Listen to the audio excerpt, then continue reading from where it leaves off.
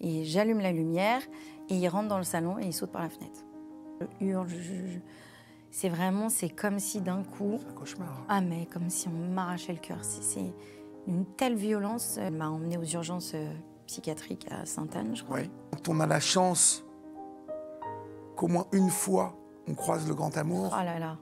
c'est déjà une chance. Dans quelques instants, on va écouter et rencontrer Élodie.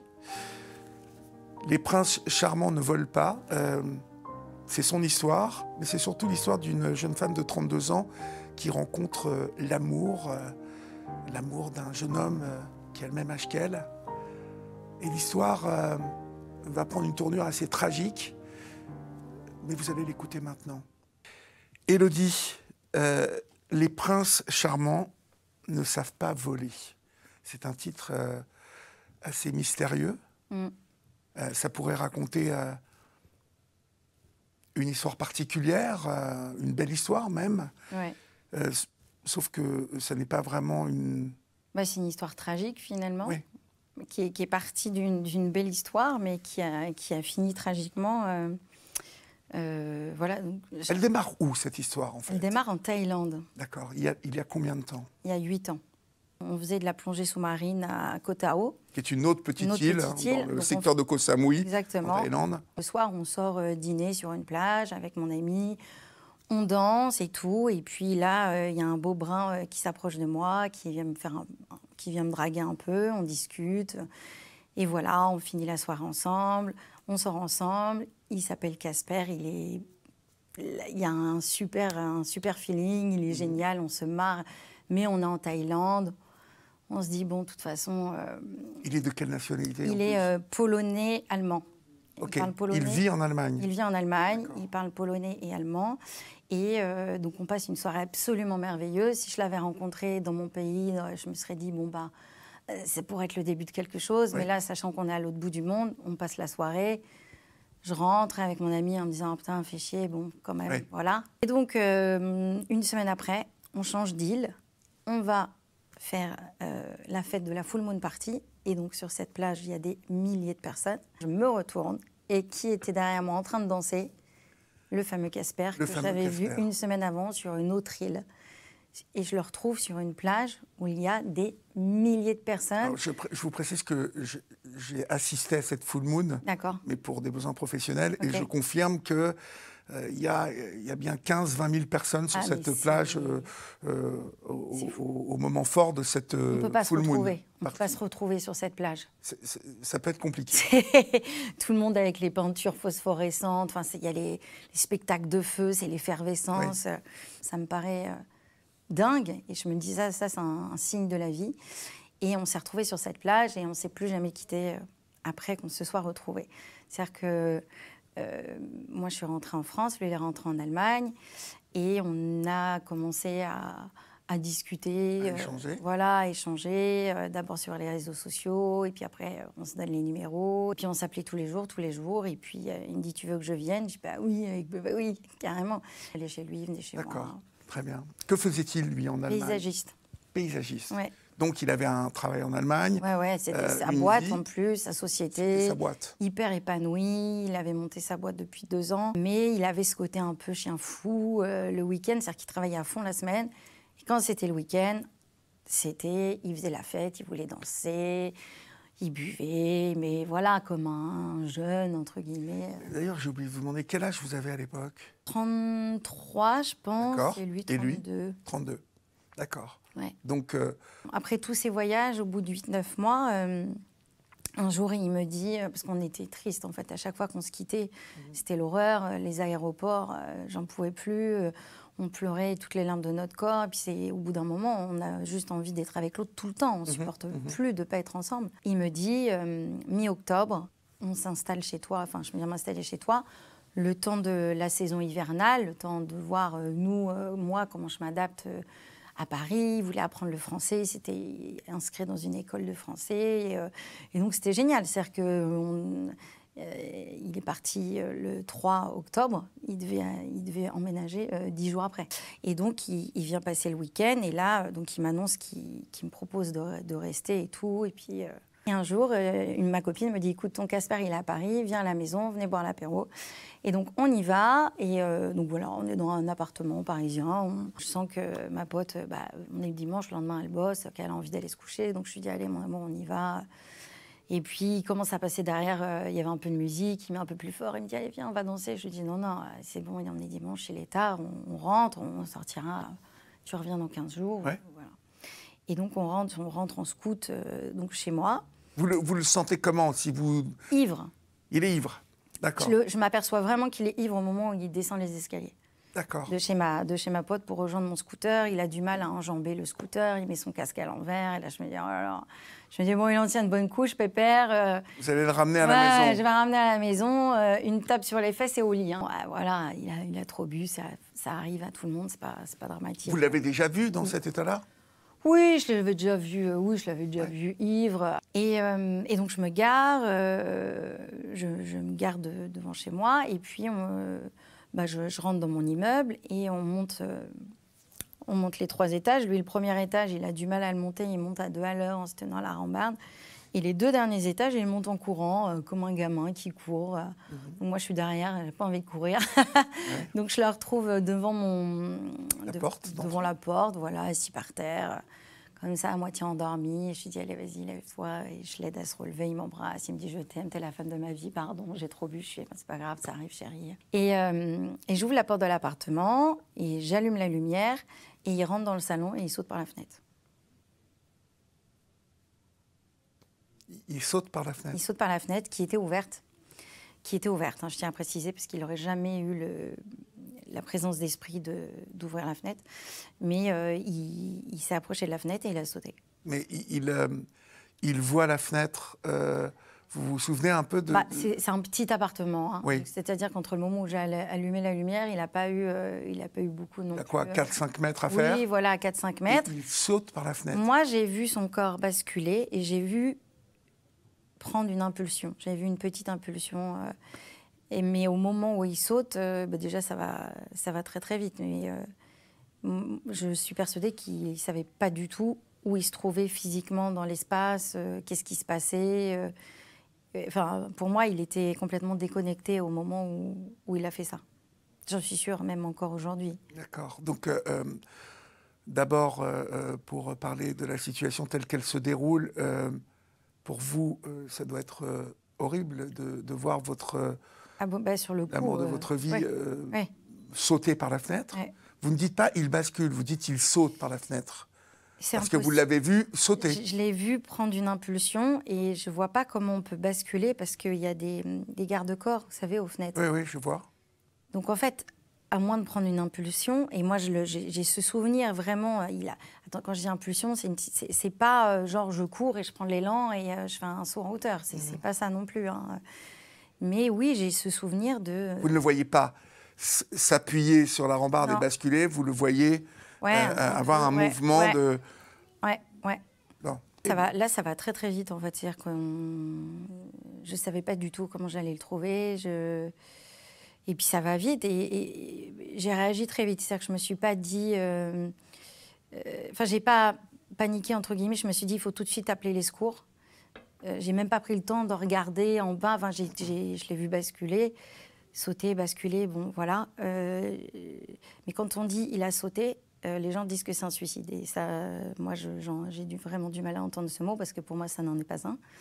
Même si tout le monde dit, si, il a sauté, il s'est suicidé. Il peut y avoir plein de circonstances qui fait qu'à ce moment-là, on est complètement perdu, on ne sait pas où on est, on a l'impression de sauter dans un lit, voilà. J'allais vous poser la question. Une perte de repères géographiques. Mais on va le voir après. Ouais. Est-ce qu'un jour, vous avez... parce qu'on va voir que ça a eu un impact sur vous terrible, et vous avez dû poser des questions à des spécialistes, et ils ont dû vous répondre, mais on va en parler après. Ouais. Tout de suite, dans quel état vous le récupérez en bas quand j'arrive en bas, déjà, je cours les 3 étages, je n'ai jamais couru aussi vite de ma vie. Et j'arrive en bas et je le trouve allongé sur le dos et avec une respiration très, très difficile, sifflante, avec du sang qui coule de l'oreille, beaucoup. voilà. En état, donc... Oui, physiquement. Mais en tout cas, il vit. Il respire, il ne me parle pas. Il a les yeux ouverts, et je lui parle. Et il a les yeux ouverts? Oui. Donc il est conscient? Oui. Et donc j'appelle les secours et donc je leur explique, mais je suis paniquée, mais en même temps je sais qu'il faut faire vite, donc je leur donne l'adresse, le machin, qu'est-ce qui s'est passé, dans quel état il est. Et ils arrivent assez rapidement enfin assez rapidement. Sur le coup, on trouve que c'est toujours trop long. De toute façon, quand on est en train de vivre ce genre de moment, on trouve toujours que les secours sont très longs à venir. Ah, oui. Et là, ils arrivent, et là, il y a le SMUR, il y a la police, il y a les pompiers. C'est-à-dire qu'il était 1h du matin, à peu près, minuit et demi, 1h. Et cette rue calme, dans le noir et silencieuse, d'un coup, devient extrêmement bruyante, agitée, des lumières de partout. Enfin, c'était très bizarre, en fait, ce qui se passait. J'étais dans cette rue en train de crier toute seule, et d'un coup, il y a eu plein de personnes autour de nous. Et voilà, ils l'ont intubé, ils l'ont vite mis sur un brancard, ils l'ont emmené aux urgences. Il y a la police qui est venue, ils m'ont demandé à voir l'appartement. Moi, je ne voulais pas remonter parce que je voulais le suivre tout de suite aux urgences, l'accompagner. Et évidemment, ils voulaient voir. C'est après, sur le coup. Je ne sais pas ce qu'ils veulent voir. Suspicion d'homicide. Voilà, qu'est-ce qui s'est passé. Est-ce que vous vous êtes disputés? Voilà, c'est après qu'on se rend compte de ça, parce que sur le coup, on se dit, est-ce qu'il y a eu des traces de bagarres, exactement, de choses renversées? Et or, on venait juste d'arriver, donc il y avait strictement rien. Et voilà, et ensuite on va à l'hôpital, on va aux urgences de la Salpêtrière. Et donc lui, il est parti dans un véhicule. Moi, je voulais aller dans le même, mais on n'a pas voulu. Ça, c'était difficile. Hein. J'ai hurlé, je me suis battue pour essayer de venir avec lui, pour l'accompagner. En plus, il ne parle pas un mot de français. Et donc, j'ai juste appelé une amie, pas celle de qui... parce qu'on sortait de chez des amis. Oui. Celle-là ne répondait pas au téléphone. J'ai appelé mon autre amie avec qui j'étais partie en Thaïlande, exactement, qui me répond. Et je lui dis, qu'espère un accident, je vais aux urgences, s'il te plaît, viens. Et donc, elle a sauté dans un taxi. Elle a pris la direction des urgences et on s'est retrouvés. Moi, j'y suis allée avec les pompiers. On s'est retrouvés là-bas. Et donc, quand on se retrouve là-bas, je lui tombe dans les bras et... je suis dans un état second. Hein. J'ai du mal à parler, j'ai du mal à regarder, à affronter le regard des gens parce que j'avais peur de ce qu'on pouvait me dire. Et on nous fait attendre dans un box assez lugubre, hein, avec des petites taches de sang au sol. Donc, vu ce que je venais de me prendre visuellement, c'était assez violent. Et là, on attend. C'est très long. Elle sort, elle demande des nouvelles, on nous dit rien. Et à un moment, il y a un monsieur en blouse blanche qui rentre et il s'assoit devant moi. Il prend une chaise, il s'assoit devant moi. Et moi, je regardais tout le temps le sol parce que je n'avais pas envie de regarder autre chose. Et donc, il prend une chaise, il s'assoit en face de moi. Et là, je sais que je dois le regarder. Je sais qu'il faut qu'on se parle. Et là, je lève les yeux, je le regarde et il me dit « Mademoiselle, votre mari est décédé. » Et là, c'est la fissure. C'est la... Je ne sais pas pourquoi il a dit votre mari d'ailleurs, parce qu'on n'était pas mariés. Mais... Vous êtes aux urgences toute la nuit, voilà. Ça défile. Il a dû penser que c'était votre mari. Et là, il me dit votre mari est décédé. Donc moi, je me jette par terre, je hurle. C'est comme si d'un coup... C'est un cauchemar. Ah, mais comme si on m'arrachait le cœur. C'est une telle violence. Je ne m'y attendais pas, même si je savais que... À ce moment-là, aux urgences, il y a plein de trucs. Je me dis, bon... Il aura des séquelles, je vais l'aider, je serai là, je ne le lâcherai pas, je l'accompagnerai. Je pense à ça, je me dis, il va avoir des séquelles, forcément. Vous êtes dans l'immédiateté du cauchemar que vous vivez, en essayant d'optimiser un peu. Oui, voilà, je me dis, ça va aller. Et là, il me dit ça, donc moi, et il se lève et il part. Et il me laisse avec mon amie qui me contient, qui me prend dans ses bras, qui me serre, elle me dit, mais tu vas te faire mal, arrête, parce que j'étais comme un animal, je frappais sur les murs, j'avais mal, je hurlais. Et au Personne ne vient s'occuper de rien. Vous donner peut-être un calmant? Rien du tout, rien. Et donc on est toutes les deux, enfin moi je suis allongée par terre, elle me contient. Et au bout d'un moment, je parle plus. Et elle m'assoit sur le brancard, parce qu'il y avait un brancard dans cette salle. Et j'attends, et elle essaie de me parler. Et en même temps, elle aussi est émue, parce que c'est un ami à elle aussi. Elle le voit tous les week-ends, tous les 15 jours quand il vient. Et, à 32 ans, oui, à 20 ans, on ne pense pas à la mort. Non. Hein, non. on est en pleine, en pleine vie, en plein amour. Vous vivez un espèce de conte de fées. Oui, complètement. Moi, je dis souvent que quand on a la chance qu'au moins une fois on croise le grand amour, c'est déjà une chance, parce que je connais des gens qui n'ont jamais croisé le grand amour. C'est une question de synchronicité. Exactement. Et ça ne s'est pas passé. Oui, complètement. Vous, là, j'espère, c'est vraiment le cadeau que la vie vous fait. Oui, complètement. Et puis les projets... Et vous êtes son cadeau à lui aussi. Ah oui. Et puis, on avait plein d'envie de faire plein de choses. Et là, il est mort. Je me dis, mais c'est pas possible. Donc, sur le coup, je comprends vraiment pas. Et là, il y a une psychologue qui vient au bout d'un moment. Elle prend un siège, elle s'assoit en face de moi. Ma copine me l'a certifié, parce que des fois, je me dis, j'étais un peu dans un état second. Elle s'assoit en face de moi, elle me dit, alors, qu'est-ce qui va pas? Comme ça, avec un sourire. Et là, je suis en fracture, mais avec un sourire et tout. Je me dis, mais c'est pas possible. Et je pouvais pas lui parler, je pouvais pas lui répondre. Et puis elle arrivait avec une énergie qui était complètement... Alors, qu'est-ce qui ne va pas? Oui. Bon. Et donc, mon amie lui dit, mais vous n'êtes pas au courant de la situation? Et puis elle dit, bah non. Et puis ni l'une ni l'autre lui a parlé. Et donc elle est repartie. Et j'ai juste trouvé la force de chuchoter à mon amie. Je lui ai dit, je veux le voir. Une fois que la psy est partie, je lui ai dit, je veux le voir. Elle me dit, mais t'es sûre? Je dis, oui, je veux le voir. Donc elle m'a accompagnée. Elle a pris un fauteuil roulant parce que j'avais plus la force de marcher. Et on a parcouru les couloirs en essayant de trouver, parce que c'était en pleine nuit. Il n'y avait personne pour nous indiquer. Elle poussait ce fauteuil roulant qui paraissait une tonne par rapport au poids émotionnel qu'on vivait toutes les deux à ce moment-là. Et on a fini par arriver au bon service. Et là, je l'ai vue allongée. Et là, il y a une espèce de prise de conscience de « OK, c'est arrivé, en fait ». Parce qu'à un moment, on se dit « je vais me réveiller, quoi. C'est pas ça. » Et là, il est mort, il est allongé. Et je l'embrasse, je lui dis au revoir. Je lui dis au revoir. Et c'est extrêmement violent. Alors, il y a deux choses. Bien évidemment que les gens qui vous regardent, qui vous écoutent, doivent se poser comme question. C'est d'abord, comment est-ce que vous allez réagir à ce drame et comment est-ce que vous allez vous en sortir? Pas tout de suite. Non, je suppose que non. Ouais. C'est quoi tout de suite? C'est la dégringolade? Ah ouais. Ouais. Dégringolade, bonne dégringolade. C'est-à-dire que suite à ça, l'hôpital dit à mon amie, c'est bon, elle peut rentrer chez elle. Après ce qui vient de se passer chez moi, quand même. Il dit, c'est bon, elle peut rentrer chez elle. Et il me donne pas de calmant ni rien. C'est mon amie qui a dû demander ça. Bref, mon amie me dit, je ne veux pas te laisser rentrer, je t'emmène à la maison. Donc, elle m'emmène chez elle et elle me donne un comprimé. Parce on s'était arrêté donc à la pharmacie prendre des calmants, et elle m'en donne un, et elle me couche, elle m'enlève mes chaussures, et moi je suis comme une poupée de chiffon. C'est-à-dire qu'à ce moment-là, mon corps est mou, j'ai l'impression de plus être dans mon corps, en fait.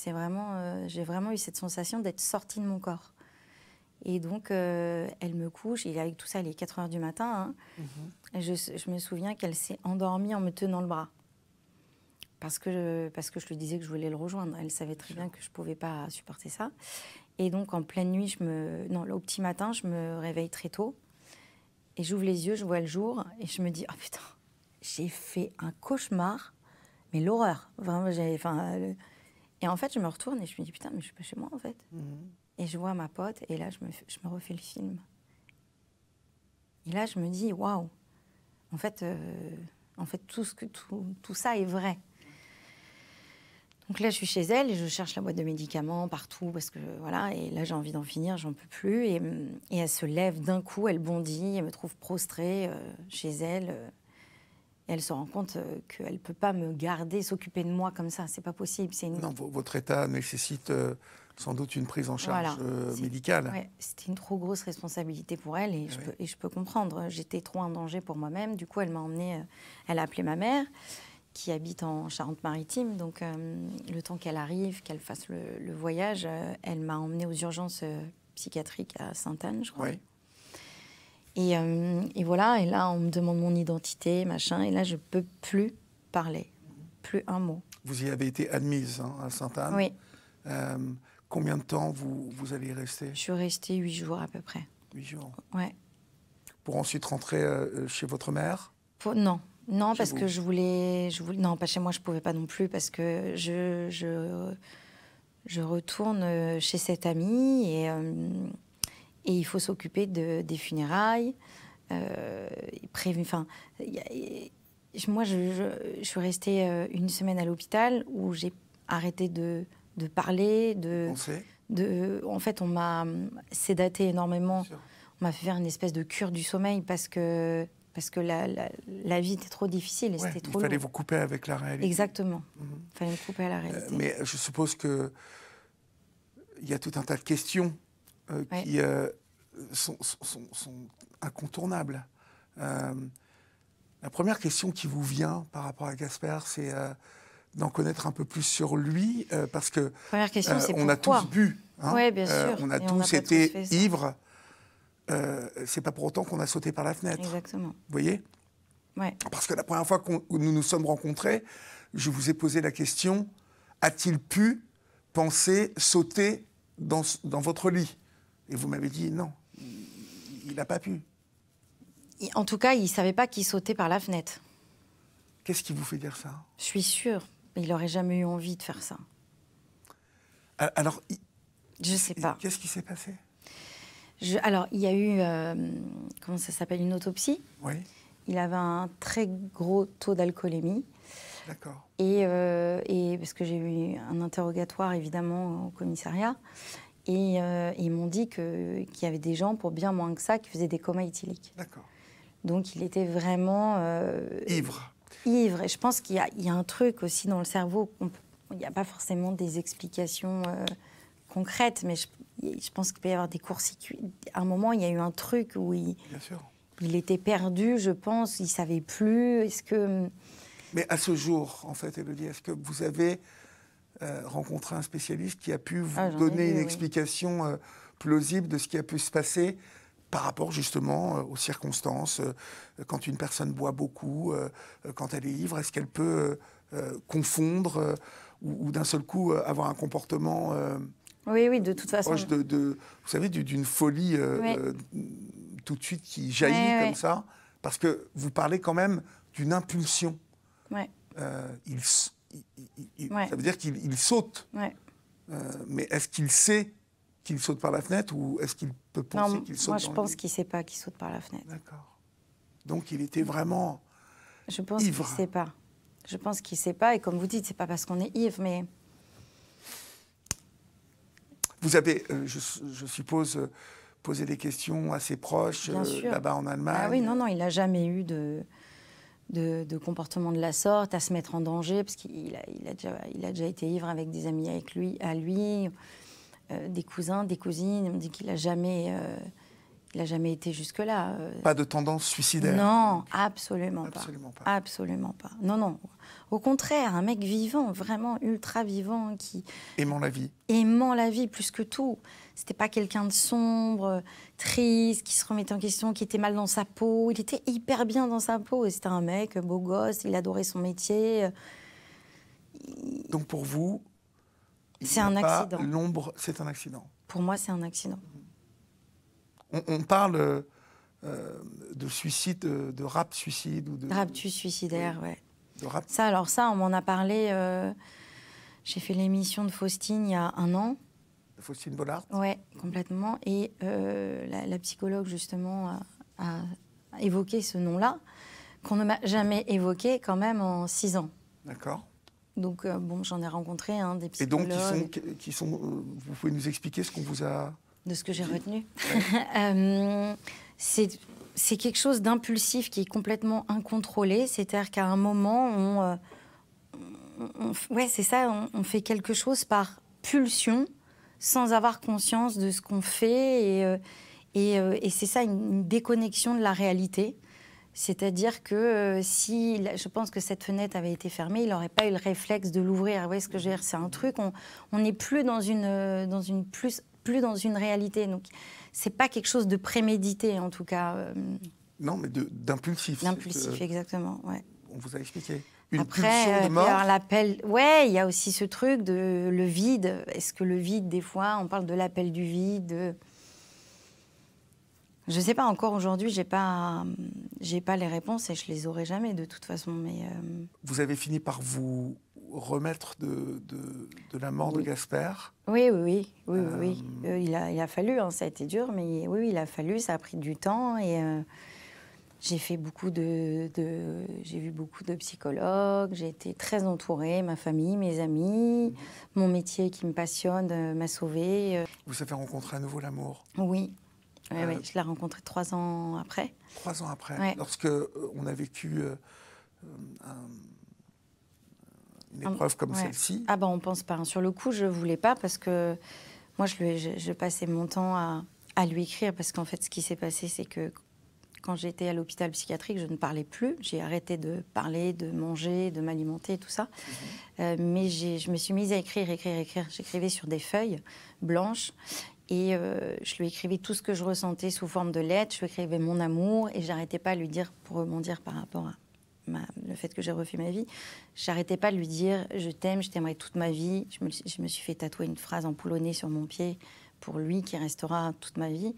Je lui disais que de toute façon, j'aimerais jamais quelqu'un d'autre, que j'aurais l'impression de le tromper, que je lui serais fidèle, qu'il n'avait pas à douter de mon amour pour lui.